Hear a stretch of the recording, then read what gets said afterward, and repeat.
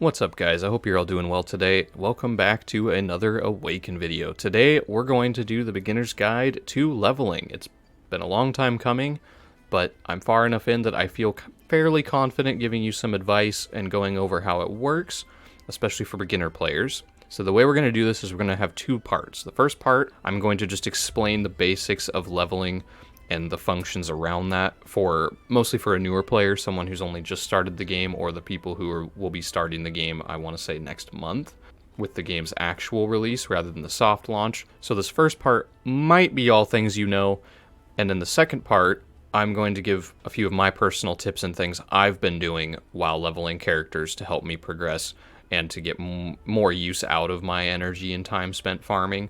And there's not a whole lot to it. It is fairly simple, but there is a few little things I want to mention just in case there's someone out there who isn't thinking to do them and will have a lot to gain from it. So let's hop into it. Alright, so for the absolute beginners, we will start here. We'll go ahead and click on... We'll just go to my Desmond I recently pulled. So, each star level is 10 levels, except for the first one, which is 20. So at star level 2, which is what most characters start at, you will have to level them up to 20, which we'll get to here. Oh, little fast on the trigger there.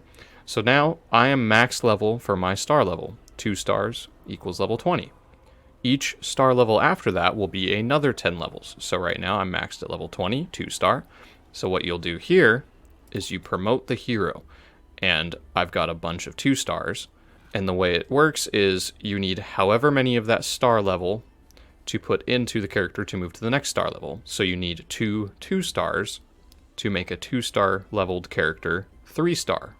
As such, we'll show you here. So I've got 2 stars combining into my level 20 2-star, and you promote him. So now he is a 3-star. Promote successful, all good stuff. Stats raise a little bit. So now, I've moved him to 3-star, and now the level cap is 30.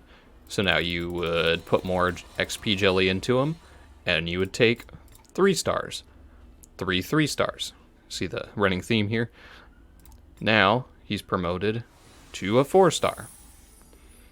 And you continue that all the way up to 6-star, level 60, which is the maximum. And then within leveling heroes, there is a little bit more to it. Obviously, you've got your gear, which you also level up gear. And then you've got glyphs, which you do get through doing the adventure mode or the campaign. And what these are basically is just they're little drops you get from doing the campaign missions. You use them, and you get stat bonuses. So as you can see here, my glyph bonuses on him, I now get 120 health because I filled out this one here. We'll go ahead and fill out all of these. 20 attack, 3 speed, resistance, focus, and different stages of the campaign do drop different materials. And then once you filled out all of them in this rank, which this would be level 1, you move to rank 2, which you get a slight stat bonus, and now you have access to trying to do tier 2 glyphs. And one other thing that I really like here is if you're looking for, say, this specific scroll, and you don't have enough, you can click and you can see where in the campaign they all drop from. And you can also just, let's say, we'll click on this one, and it'll take you right to it. Now that we've covered the absolute basics of leveling champions, which I think the game actually has a decent tutorial showing you how to do it, so like I said, I'm sure most of you won't really need any of that information, even the newer players, but I wanted to go over it just in case it wasn't clear in the game's tutorial, or if you skip through it really quickly like someone like me did. So just wanted to go over it very quickly. But now into the tips and tricks. So the first thing I want to go over is foodies. I personally recommend saving foodies and trying to level foodies all the way up to 5-star, which I have 2 of here. Level 40, 5-star maxed. And the reason I suggest trying to use foodies to go only to 5-star rather than burning them, like 4 of them to make one of them 5-star, is because their passive reduces the XP cost for upgrading by 50%. And if you've leveled it all by now, going from 40 to 50, and 50 to 60 and all that, those higher levels take so much more XP than going from the 1 to 4-star. And so I really suggest holding these off and not using them for early. Like, don't burn these on 3 stars. Like, let's find one here. So, like, I don't think I have any foodies at 3 stars specifically, but, like, don't burn them really early. Try to level those foodies up to 4 or 5 before you think about using them. Just because that passive of reducing XP earned can save you so much XP jelly. Just because of the way it scales up and it takes so much more later on. So I really suggest holding on to the foodies and trying to save them for later use. Obviously, if you spend money in the game and you get a lot more of them, you can use them at lower tiers. But if you're doing a free-to-play or close to free-to-play like me, I really suggest holding off and trying to take them to the max and use them, because you'll save yourself a lot of resources. And they're a really nice thing to have. I really like getting the foodies. And it's not too terribly hard to upgrade low champions to 3 and 4 star. It's not too difficult. It doesn't take a whole lot of XP. So I definitely suggest saving those. The other small tip is, I think everyone's done it by now, you can toggle on and off your XP bonuses by clicking on the bonuses, and you can also click on the same icon when you're setting up for a campaign dungeon. Let's go in here. You can also do it from over here. Toggle it on, do your campaign missions, turn it back off when you're done. I myself have been getting a glitch where even when I turned it off, they've been getting wasted overnight, like they just disappear when I log in next. I do think it's exclusive to me, at least from what I've heard. If you have the same glitch, let me know. I haven't bugged support with it yet, but I have noticed it 3 or 4 times now where I have like 4 or 5 hours left. I'll turn it off, come back the next day, and it's just gone. It hasn't happened to either of my friends though, so not sure what that's all about. It might be something I have to talk to support about here soon, but if you guys are having something like that happening, or like you think that's happening to you, let me know in the comments, because if it's happening to multiple people, I might bug them a lot sooner than I would if it was just me. Because it's kind of like, it's really cool that you can toggle it, but it's very obnoxious when you end up, you know, trying to save 4 or 5 hours of XP for the next day, and you just don't have it. And then the main tip I have, which has served me very, very well. So different stages of the campaign give you different levels of XP. Obviously, the different difficulties, normal, hard, and then mythic, all progressively give you more XP, and then later chapters in the campaign also give you more XP. But personally, rather than exclusively XP hunting, so like I have access to the mythic campaign, obviously just farm the best you can where you can. Don't push mythic, or don't push getting to mythic too bad if you just can't do it yet. Not a big deal. Focus on the furthest in you can do reliably without losing auto battles. That's where you want to farm generally. But for slightly later, at least once you're into the hard campaign, or at least partway through that, what I would suggest doing is not chasing XP in the sense of, well, I can farm or I can beat, let's say 6-3. I'm stuck at 6-4 right now. 6-3 would be my highest XP earning level at the moment. I don't recommend doing that. You might get slightly more XP, but the glyph system I mentioned earlier, let's go pick Valeria again. Rather than exclusively farming for XP, if you come in here and pick like a champion you're working on, so for example, I'm working on Valeria very hard right now, instead of just going for that highest XP earned, focus your farming around where you need glyphs. So like, let's say I wanted to go do 10 auto battles, earn some XP.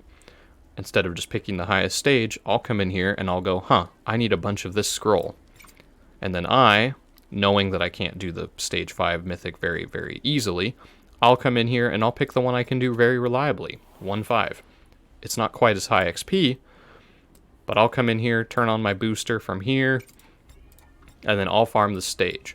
The reason I'll do it that way is because even though I get slightly less XP, I'm also getting heavy progression on my specific champions, because the glyph system does add a lot of very useful stats. So instead of just hunting XP, you can also be gathering a bunch of glyphs. And if you get extra glyphs, you can just move those over and be putting them on other characters, because it's a account-wide resource. It's not specific to a champion in the battle. So that's a really, really useful thing that's helped me a lot. And that's how I've gotten, I think I have most of my top tier characters here, all the way into glyph level 5. Just because I focused all of my farming where I needed glyphs. In fact, other than this stage right here, I actually almost have him moving to level 6, or possibly max, I'm not sure exactly. Haven't completed it yet, obviously. But I think that's a really good thing to do, is focus on the glyphs, don't focus on the XP. Because you'll get the XP while you're getting the glyphs, and it's a nice little double duty there where you get both at once. And the last little tip / beginner thing I'd like to mention is, unlike other similar games, when you complete a stage, which we'll run through a really easy one here real fast. We'll just do one battle here. So normally, you would place a champion that needs leveled in one of your 4 battle slots. So like, where's an unleveled character here?